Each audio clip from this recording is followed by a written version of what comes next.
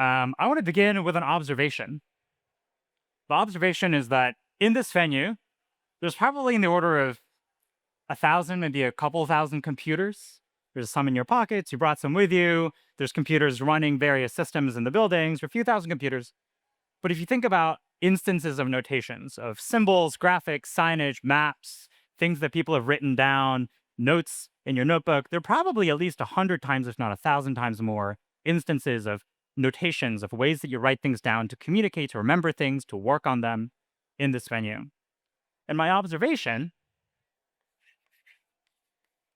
is that even though we may not be conscious of it at all times, the impact of notations, how we write things down to communicate and represent things, is potentially greater than the impact of machines that we build to augment our intelligence.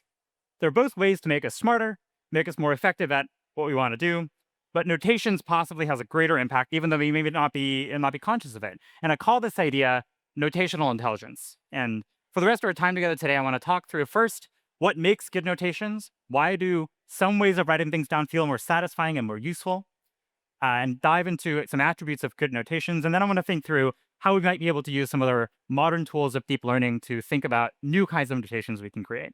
A great example of what I call notational intelligence is when you do long addition. If I ask you to add, 3 numbers or 4-digit numbers, let's say 217 and 868, maybe some of you can do it in your head. I can't really do it that fast in your head, but then you do this. You can move some numbers around. I hope I'm not making a mistake. That's embarrassing.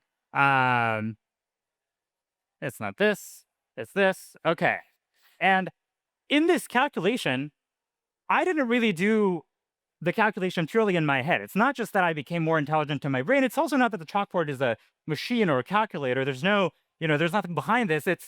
There's something in the way that we represent information that allows us, the combined system of my brain and the things that I'm writing down, the shapes that I'm putting on the board, to be smarter. And so that's what I call notational intelligence. And there are different kinds of notation. I want to just walk through a few desirable properties that I think make certain kinds of notation useful and satisfying. And the first is abstraction. Abstraction is the idea that you can write down one symbol or one kind of shape, and it can stand for a whole set of things that have similar properties. So a good example of this is in algebra. You might say, y equals mx plus b, and b is not just a single object. B stands for a whole set of things. Maybe it's a set of integers, maybe it's a set of reals. All of these variables are individual symbols that we can manipulate. So I can move this term to the left, and really I'm manipulating a whole family of relationships between numbers or family of ideas.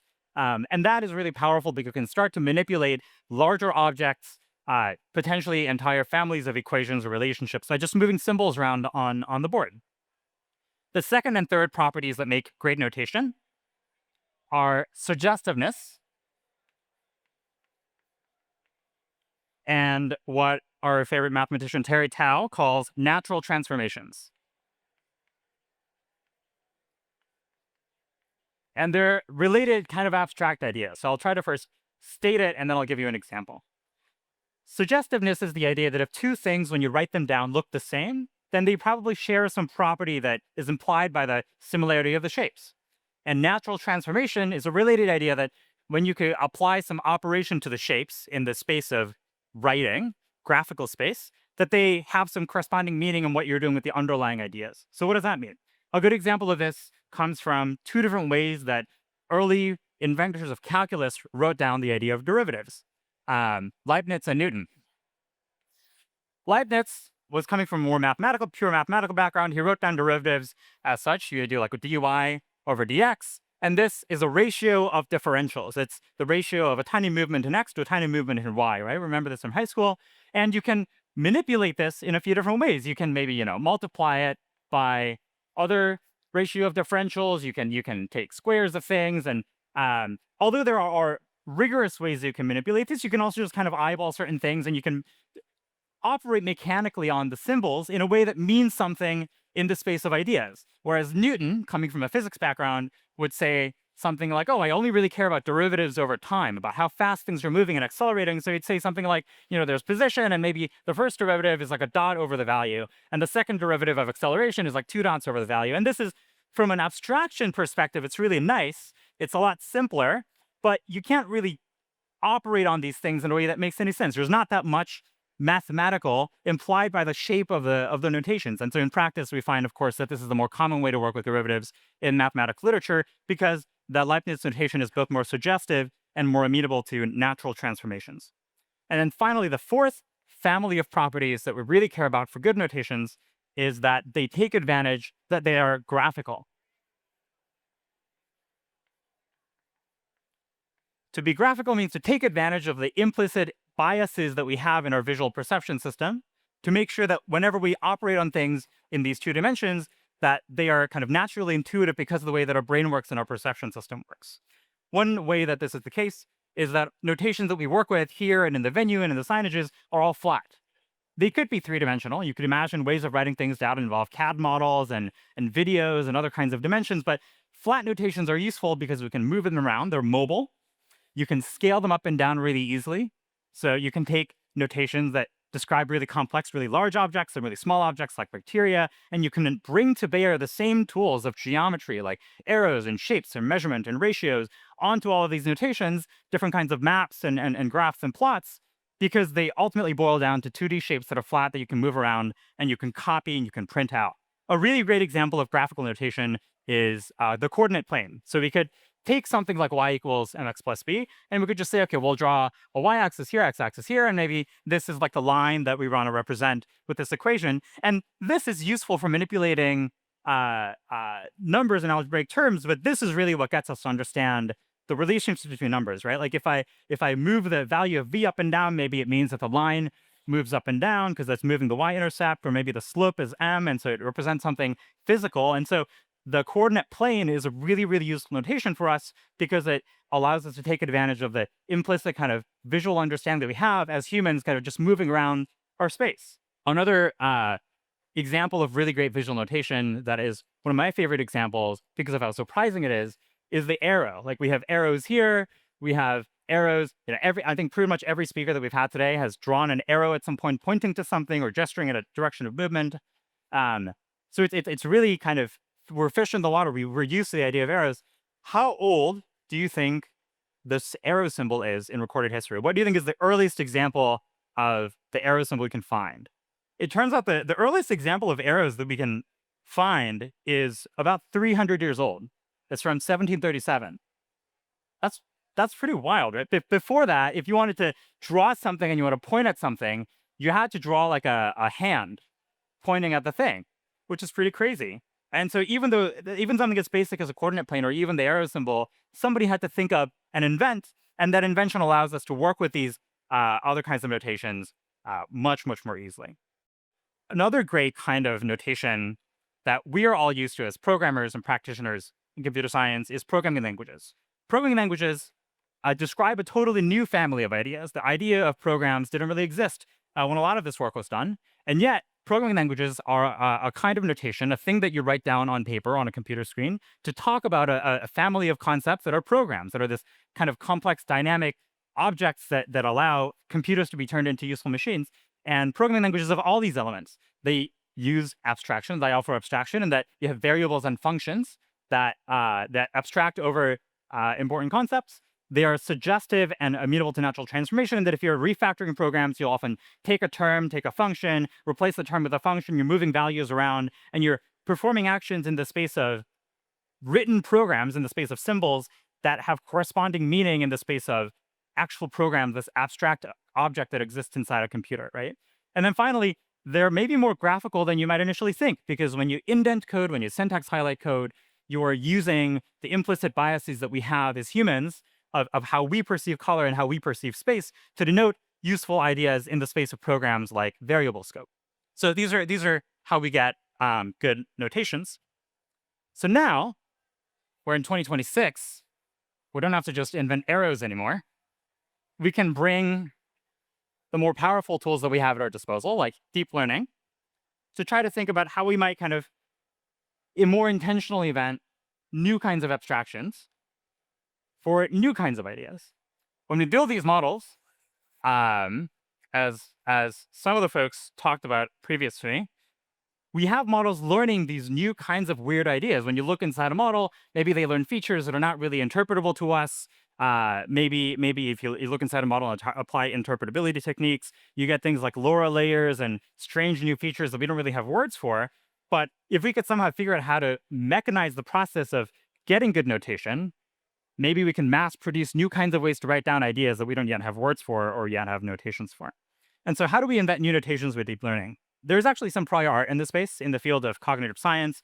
A lot of people use deep learning models, things like ConvNets and ResNet, as kind of laboratory models for human perception to try to imagine what the evolution of written language may have looked like. So they use neural networks as a proxy for how humans see the world, and then try to use that to imagine how we may have evolved from things like pictograms to modern language. That's not exactly what we're going to do here. We're going to instead try to use the same tools of deep learning to try to imagine what totally new notations, unconstrained from natural notations that we've learned about so far, might look like, and try to actually produce a toy model of like inventing a new kind of notation.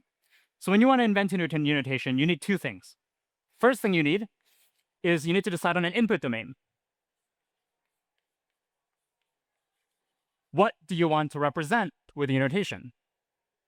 And the second thing you need is the constraints that are inherent to the medium that you're working in.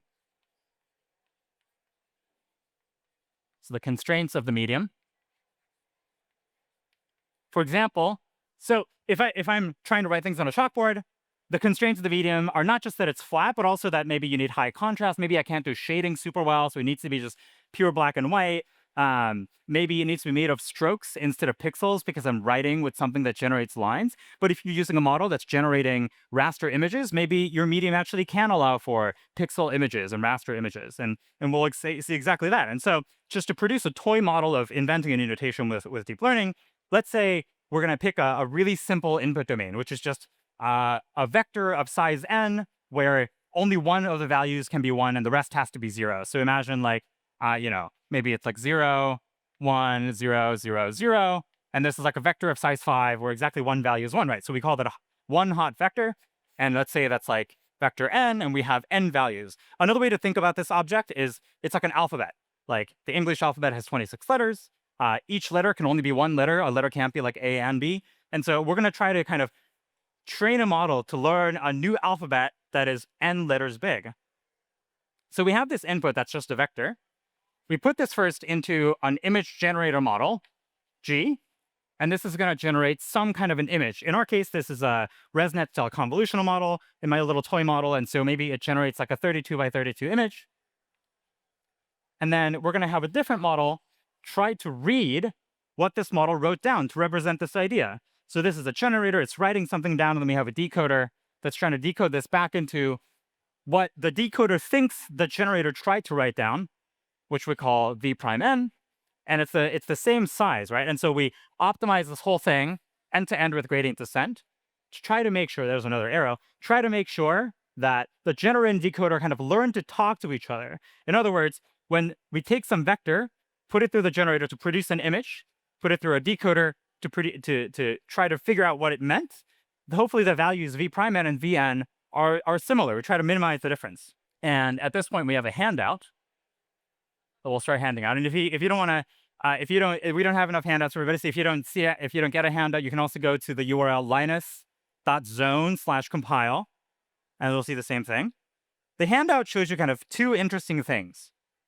The first page is in the process of training this thing, where we have, in the case of the experiment that you're looking at there, it's a vector of size 1024. So the model is learning an alphabet that is 1024 kind of characters or letters big. It's learning 1024 different symbols. It has to learn to distinguish 1,000 different concepts. It's doing that in a 32 by 32 grayscale pixel space. And you'll see that the first page is kind of the outcome. So it's what do these letters look like that these models have made up in their own space, unconstrained from human perception. In one of the pages, it's that. In the other page, it's a sequence of learning. Well, you see that in the beginning, you're kind of starting with noise, and the model learns basic ideas like kind of black and white, and then over time, it learns more and more complex shapes, which is pretty interesting to see. The last trick that I forgot to mention in building this thing is that if you just train this naively, the model is going to learn some really basic hacks, like maybe the first letter is the first pixel being on, second letter is the second pixel being on, and so on and so forth. We don't really want that because that doesn't really mean anything to humans.